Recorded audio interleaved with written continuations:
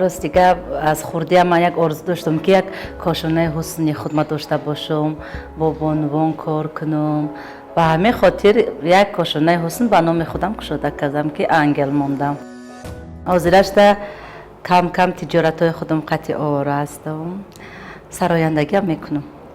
کارخانه که نو فعالیت کرده است او بد نیست، خدا به شکر هست کم کم. مزاجان من در کاشانه حسن انگل بسیارتر خیلی با آرایش موی سر، نقاش، مثال ویزاژیستی، یعنی میجمونی، موی مونی، به همین کارا کارمنده آواره هستند. کار هست خدا به شکر.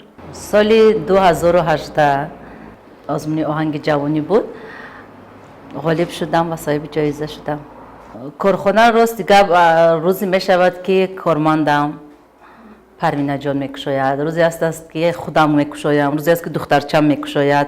عین حال دو دختر در اینجا فعالیت میکنم. در نقشه من هست که انشاءالله نصیب خدا راضی باشد با یگان جای وسیع‌تر رو گرفته، یک کاشانه حسنی که به نام انگل با در یگان جای مرکزتر انشاءالله جای سر آدم به خدمت خلق پیشکش میکنیم، نصیب خدا خواهد اگر.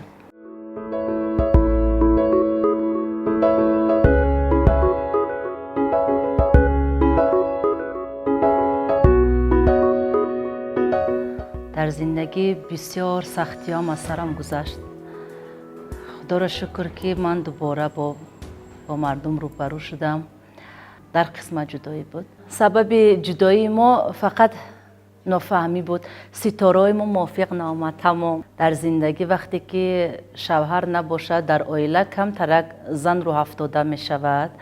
به همین خاطر من کمتر از صحنه دور بودم. مثال یگان دستگیری ها کم بود، در همین خاطر من راستی گپ کمتر سرودای نو ایجاد کردن نمیتونستم، برنامه خود من ایجاد کردن نمیتونستم.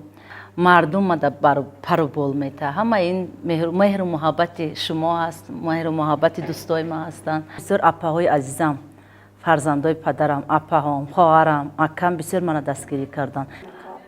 آدم در زندگی اگر صد شکست باشد، بلندی ها باشد، لیک فرزند داشته باشد، فرزند در انسان قوت میدهد. من با امید دخترم، با امید خانه و درم، با امید فرزندای پدرم هیچ وقت دل شکسته نبودم. و در زندگی پدرم رحمتی بسیار انسانی بزرگ بود، میگفت که همه چیز خوبم شنویدی، خواب بگو، گندم شنیدی، خواب بگو و سر تخم کو، کار خودت اجرا کو. همه چی پس سر می شود. میگه بر سر فرزند انسان هرچی آید بگذرد.